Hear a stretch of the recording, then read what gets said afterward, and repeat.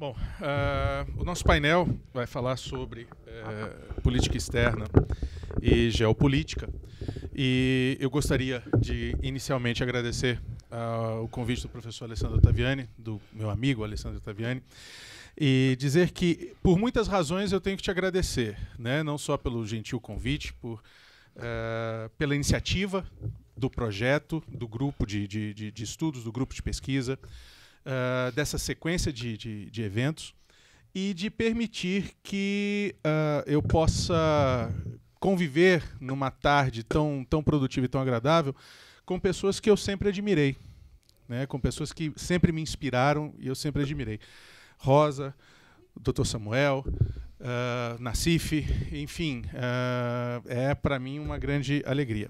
Mas eu devo confessar também que, de certa forma, eu tenho que puxar a sua orelha e te dar um cascudo. Como que você me coloca do lado dessas duas pessoas? O que eu posso falar a mais, o que eu posso acrescentar depois de palestras tão espetaculares? E eu gostaria só de deixar registrado que é muito importante que a gente não perca de vista essa memória dos brasileiros notáveis, das pessoas que, como Santiago Dantas, pensaram o Brasil, ainda mais nos tempos de hoje, né, tempos tão sombrios, como falou o professor Cândido, no caos, né, na barbárie, e até para que a gente possa se espelhar neles. Então, sem maiores delongas, eu passo a palavra, então, ao general Antonino Guerra, para que... Não. Bom, então, Alessandro, bom, começamos com o senhor, general. Tá ok? Então eu passo a palavra ao senhor, por favor. É uma prática comum nos nossos estabelecimentos de ensino utilizarmos mais de um meio, então eu vou fazer projeção além de falar, né?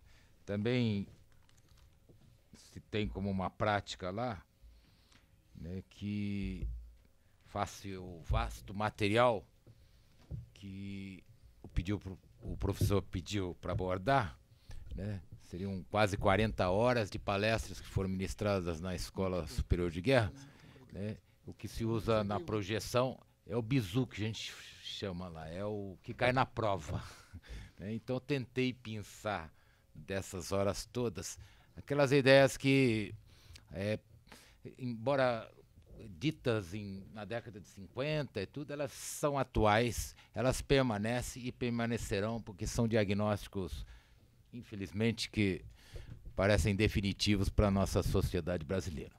Eu agradeço o convite formulado pelo professor. Eu me aposentei o ano passado, 44 anos de exército, sempre na área de tecnologia, telecomunicações, TI, gestão, e o professor agora me migrou um pouco, talvez por ser Escola Superior de Guerra, né? Ou então porque ele, como também um pouco de Santiago, gosta de construir pessoas melhores e me trouxe a esse cenário para que pudesse me exercitar nesse campo. Bem, então as conferências foram ministradas na Escola Superior de Guerra, né?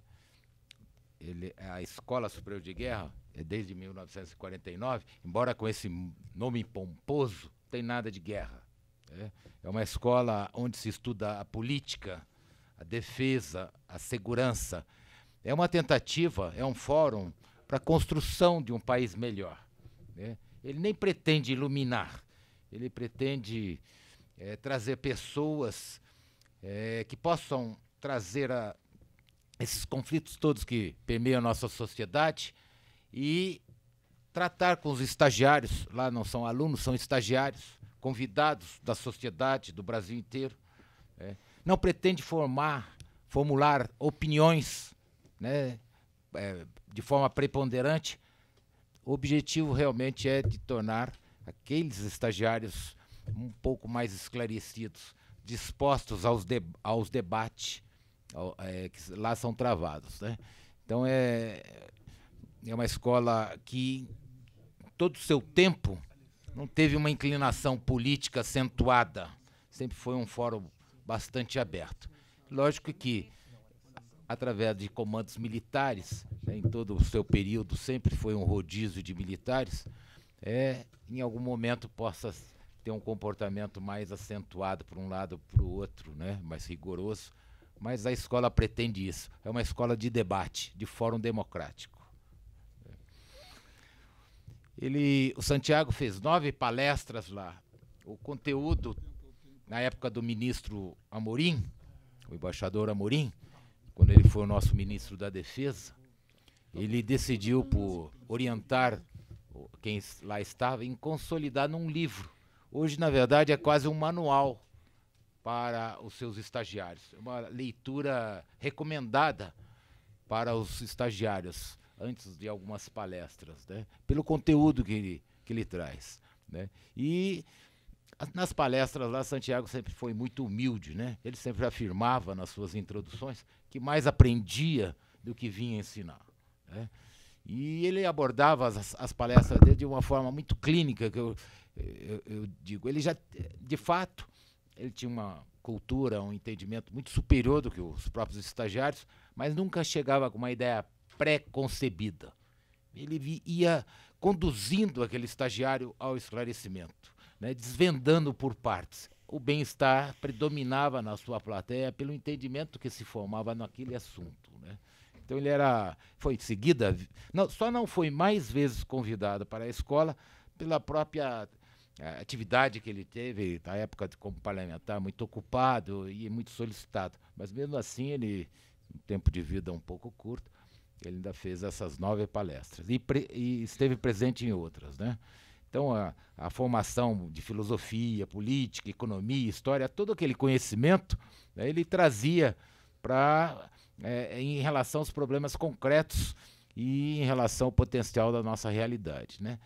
Eu, lendo sobre ele, tantos adjetivos foram atribuídos à sua personalidade, que eu tive que pensar qual adjetivo a mais que eu posso pensar nele. E eu inventei esse. Ele é um pensador e um clínico dessa nossa, da sociedade, não só a sociedade brasileira, mas a sociedade internacional. Era um clínico. Ele avaliava, mas dali ele criava o seu próprio diagnóstico, a sua própria ideia do que seria bom para o nosso país, né? Como nós deveríamos enfrentar as nossas dificuldades à época, né? Então ele não trazia uma coisa pronta, ele formulava depois de muito estudo e assim sempre tentou propagar suas ideias, né? Era um reformador. Quem faz o prefácio do livro que foi editado, né, foi o nosso ministro Celso Amorim, né? Um prefácio muito bonito. Então ele trata da vocação do Santiago como um reformador social, né? Sempre foi essa a intenção dele, de reformar de uma forma não belicosa, de uma forma usando convencimento, né, o exemplo, as ideias, de forma a evoluir a sociedade sem grandes rompimentos. Era um estrategista independente também, né? Ele foi mal interpretado por muitos setores, quando ele ainda defendia a aproximação do Brasil em relação à União Soviética, e mesmo depois que Cuba se inclinou um pouco para o comunismo, e ele mantinha a ideia de que devia se manter a proximidade do país a esses estados, porque podia se aprender. Então foi mal interpretado, mas dá para entender o sentido dessa posição dele.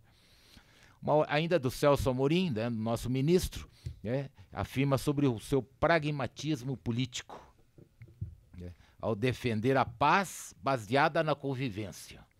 Santiago esforça-se por aproximar interesses e valores em sua visão estratégica. Essa criatividade na formulação política externa de um país democrático é um dos seus legados. Então ele teve a criação da política externa à época era bastante independente, bastante formulada nos nossos próprios preceitos, e uma ideia, eu entendo assim, que tinha muito dele, do conteúdo que ele formulava, que estava na sua mente, no seu entendimento, na sua cultura, né?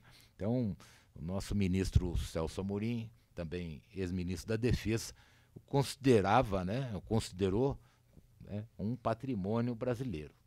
Né. Ele afirma também na introdução que os primeiros anos de estudo, tudo que se dizia sobre Santiago era a leitura predileta dele, do nosso ministro. Né.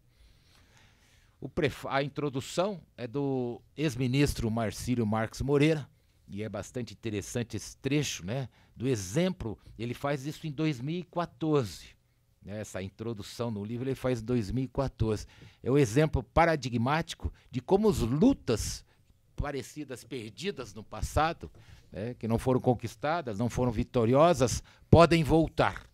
Né. A gente vê isso constantemente na nossa sociedade. Aspirações nacionais, lutas perdidas, mas elas não se encerram, elas acabam por voltar em algum momento da história. Né? E ele, inclusive, fala sobre essa disciplina dos avanços cumulativos. Né? É uma matéria de uma faculdade de Direito. Né? E outra questão que ele, embora não tenha sido feito esse segundo bloco, ele já em março de 64, ele já estava doente, ele ia fazer uma aula inaugural na Faculdade Nacional de Filosofia. A aula foi impedida por causa da confusão que houve. Né? Quem critica fala que naquele momento ele vivia a desconfiança simultânea da esquerda, afoita, e da direita, né, enrustida. E ele não conseguiu fazer, porque ele era naquele momento ele estava sendo mal interpretado para os dois lados. Né? Mas ele afirma lá na palestra dele, que estava preparada, que o desenvolvimento não é um processo econômico. O país não é uma empresa, né, que eu possa definir o que fazer através de dados econômicos, marcar metas, e sim é um processo cultural, né, o desenvolvimento econômico cultural. Ele defende isso. Também era um esperançoso, né, crença na capacidade reformadora do povo brasileiro. Né? Então, ele era incansável, achando que poderia conciliar realmente sempre as intenções das elites, que elas poderiam se transformar. Né?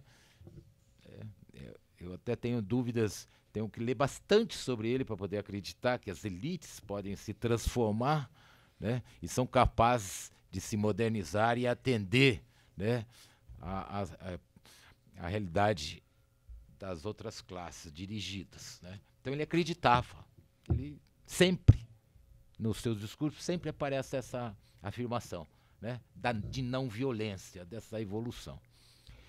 Né. Na primeira palestra eu não vou profundamente, porque é um assunto, depois de tanto tempo, bastante conhecido, mas eu vou trazer algumas coisas. Então, na primeira palestra dele, lá realizada em 51, ele fala sobre a globalização. Né? A palestra trata dos problemas do Extremo Oriente, e ele já, como foi pós-guerra, ele fala sobre já essa questão da globalização. Né?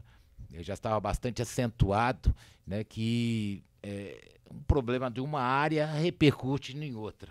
Acabou aquela questão limitada por próprio país. Né? Então, até pelas necessidades de matérias-primas e de questões políticas, então tudo que acontecia, a gente vê isso, não parou nunca, essa globalização, né? Seja por vários interesses, isso não acabou. Ele define essas áreas dominantes, então não mudou muito, isso ele faz em 51, esse mapa das áreas dominantes, né? Então não mudou muito, está mais acentuado agora, né, a questão agora mais da Rússia, da China, são blocos, mas de uma forma ou outra isso ainda impera. De fato fica uma parte do mundo para fora, né, dessas grandes áreas, né? E ele faz sobre essa questão do Oriente, ele traz a questão do imperialismo. Então ele deixa muito claro, né, que os investimentos feitos na China, o imperialismo inglês, né, provocou muito dano naquelas sociedades. Né. Ele mostra nesse segundo bloco que, na verdade, o investimento inglês naquela região era quase uma economia de espoliação. onde se tentava, de toda forma, tirar toda a matéria-prima e trocar por bens manufaturados, né? E isso também não parou. Quem analisa, quem olha o Brasil hoje, parece que isso nós estamos vivendo 50 anos depois do que alguns países viveram naquela época, né? Estamos sendo expoliados, né? Eu tenho trabalhado em algumas questões, né? Eu já trabalhei numa fase posterior com silício, depois me interessei pelo nióbio, hoje eu tenho insistido no lítio, né? Com um grande potencial para o Brasil, mas exportamos pedra, sempre exportamos pedra, e de uma forma ou outra se constrói uma situação em que não podemos suspender esse processo. Temos que vender a pedra porque temos que pagar uma dívida, temos isso, temos aquilo, e não conseguimos sair dessa cilada que entramos, né? Ele fala sobre essa questão da influência, principalmente na época inglesa, naquela região, né, que despertou muito nacionalismo, né, político. Ele cita também o nacionalismo no Japão, começou bem mais cedo, em 1867, e fala já sobre essa questão desse nacionalismo, né, que despertou no Japão. Foi um traço já de uma facção militar associada com a facção burguesa, mas que acentua muito a expansão, né? A ingerência sem pudor, a dominação geográfica de vizinhos, e ele trata disso. E depois também trata do nacionalismo imperialista, o nacionalismo anti-imperialista que apareceu na China, né? Eu acho muito interessante a citação que ele faz do livro de Mao, né, na Nova Democracia, né, que ele afirma, né, que não há nação capitalista que possa fugir à evolução irresistível que conduz ao imperialismo. Então parece que é um destino, né? O progresso, uma nação capitalista é a natureza do homem, natureza dos governos, natureza das nações, nessa prosperidade, também se tornar imperialista, né? Ele julga, na época, nossa sociedade fala a falta de uma elite treinada para as tarefas de uma vida econômica complexa constitui uma das limitações mais sérias que sofrem os países subdesenvolvidos. Isso é tão presente hoje, né? A gente vê tão evidenciado também hoje, né? Está diante de uma eleição, está diante de um novo momento, mas há muita escuridão pela frente, a gente vê. Bom, na segunda palestra ele fala do Pacto do Atlântico Norte, fala a época da Guerra Fria, né? Ele fala por que surgiu o Pacto do Atlântico Norte, né? Nós já tínhamos as Nações Unidas, mas aquele Conselho de Segurança não funcionava à época, como não funciona hoje, né? Aquele poder de veto era muito praticado pela União Soviética e, de fato, então, as decisões não visavam um bem comum. Em função disso, começaram a surgir outros planos regionais. Eram planos que aglutinavam um país com o outro, mas tinham muito a natureza da segurança interna, né? Aquela proteção não só do próprio país, mas somando 2 ou 3 países. Esse era o objetivo, então, e foi a razão principal do surgimento desse tratado, né?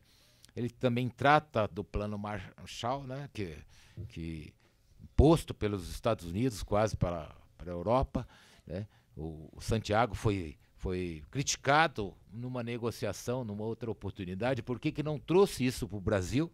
E ele não trouxe isso, não é porque não estava na mesa, estava porque tiravam a independência do Brasil, ele impunha, né, era uma segurança vendida de forma muito cara, né? Alguns países tiveram que admitir, em função disso aí, presença de tropa, né, estrangeira, presença americana, tiveram que admitir por muito tempo produtos de origem americana, né? Esse pacto trouxe muita desconfiança, né? Esse lado esquerdo da transparência fala sobre o general Bradley, tentando convencer o mundo dessa importância desse pacto, né? Porque havia muita desconfiança da França, da Itália, contra a questão principal. né? De fato, dava para se perceber que os Estados Unidos pretendia, nesse pacto, fortalecer os países da Europa Ocidental, porque era importante que a guerra ocorresse primeiro lá, e com algum desgaste por lá antes de chegar nos Estados Unidos. Então, no fundo desse tratado, a gente percebe isso, né?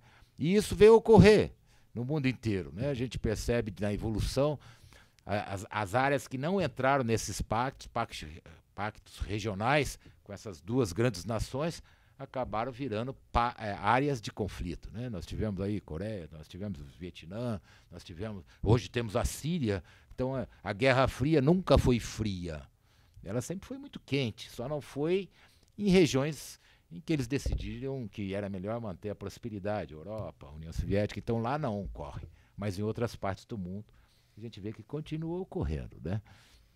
Então Santiago foi defensor para manter isso afastado do Brasil, né?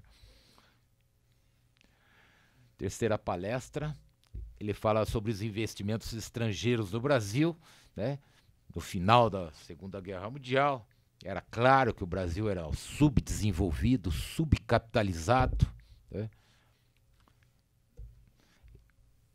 Ele fala sobre a questão mais grave, que era a falta de capital nacional, não existia uma economia brasileira, então dependíamos, sim, de investimentos estrangeiros, precisávamos captar investimentos estrangeiros para sair daquela situação que a gente se encontrava.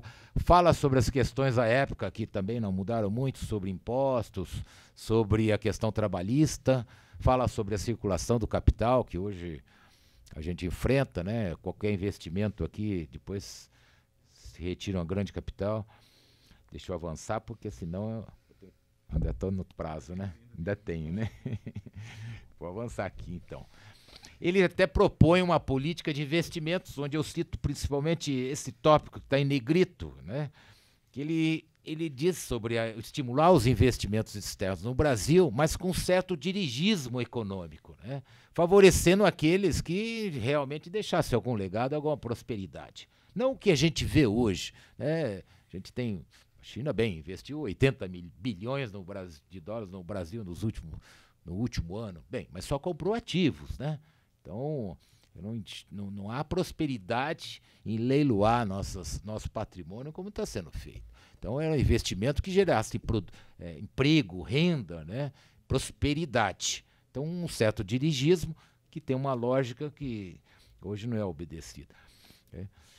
Ele fala sobre o poder nacional, né? Bastante claro o que é o poder nacional, a soma dos meios para assegurar as nossas aspirações. Eu vou avançar aqui e vou mostrar, né, essa aqui, que eu acho é bastante didático, o que ele fala sobre o poder nacional, político, militar, demográfico, mas é interessante que, ao mesmo tempo, ele fala de natureza transitória. Então é um visionário nisso aí, né? Ele não considera nem mesmo a questão cultural, que é parte do poder, como uma coisa permanente, né? Nem a parte geográfica, nem os seus bens. Então, mas quem lê assim é o futurista, né? Eu digo, qual a razão das nossas fronteiras com Paraguai e Uruguai? Nós estamos todos na mesma situação, essa questão toda. Então é um futurista em termos de ver o caminho da humanidade. Eu acredito que realmente nós não teremos isso para todo sempre. Mas, dependendo do que for, ele é mal interpretado. Eu vou ter que avançar por causa da hora. Quinta palestra, ele faz a avaliação do seu poder nacional e sobre os tipos de estrutura. Eu vou no terceiro bloco ali, que eu acho interessante. Ele faz análise baseado em Weber, né, do poder tradicional, carismático e burocrático. Ele jamais considera algo fora disso, o ditatorial, nada disso. Ele não considera nem como poder algo fora dessas três questões, né? O tradicional, né? O carismático, o tipo da Igreja Católica, da religião, e o burocrático. O burocrático não é o burocrático no mau sentido, mas é aquele conformado pelas leis do país. Então, a democracia tem os seus regimentos. Então, é bastante interessante isso aí. Uma outra coisa interessante dessa palestra, A técnica totalitária repousa no princípio que nada protege melhor o interesse do indivíduo do que a ação monumental, né? É o egoísmo puro achar que isso pode ser verdadeiro, né? O parágrafo do meio: no regime democrático, toda a construção do edifício do Estado obedece ao propósito de encontrar uma técnica para proteger eventualmente o indivíduo contra o seu governo. Devia ser uma Bíblia, devia estar na Bíblia. É tão importante que isso aí. Na sexta palestra, ele fala sobre da interpretação da realidade brasileira, mas ele fala do choque, sucessos e insucessos, né, que foi a colonização. Ingleses, espanhóis e portugueses. Na verdade, a colonização foi um transplante da civilização ocidental para nesses nossos países aqui da América, né? Contudo, sem nenhum respeito à etnia local ou valores de nenhuma espécie, né? Então, apenas uma conquista. Nessa oitava palestra, ele cita as concepções políticas de Rousseau e principalmente Montesquieu na formação de Estado moderno. Aí fica bastante claro, né, a necessidade do equilíbrio, né, da divisão do poder nas suas funções legislativas, jurídica, executiva. Ele fala sobre o Estado de Direito e ele traça muito claramente essa fronteira, que ela não pode ser transposta nunca, né, da divisão de poderes e do indivíduo. Não que não haja, com o tempo, uma certa mobilidade entre os direitos do indivíduo e direito do Estado. Isso pode ter alguma, mas nunca a própria invasão de um espaço pelo outro. Isso sempre, desde que haja um judiciário independente que possa garantir, né? Eu vou para... Quanto tempo? Eu tenho 1 minuto? Encerrando. Então eu vou para a minha conclusão, né? E olha que eu tinha mais de 100 slides, mas eu apaguei alguns. É porque era muita coisa. Mas eu vou deixar a palestra aí que serve aos senhores.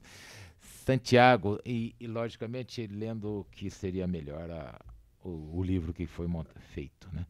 Santiago deu fundamental contribuição intelectual ao pensamento político brasileiro, ao pensar as bases do desenvolvimento em condições políticas democráticas como condição para alcançar autonomia nas decisões referentes às relações internacionais.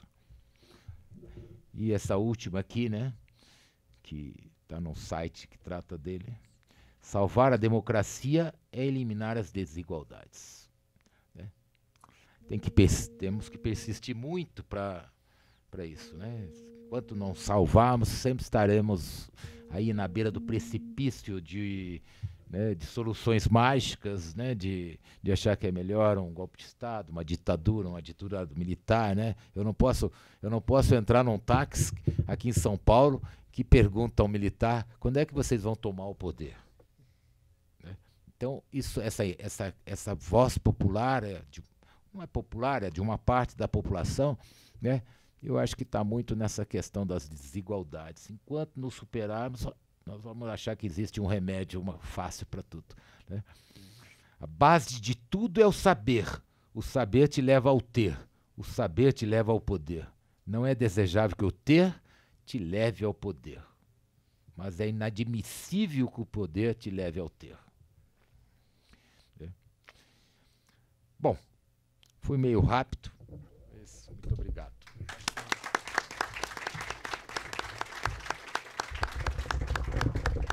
Muito obrigado, General Antônio Guerra.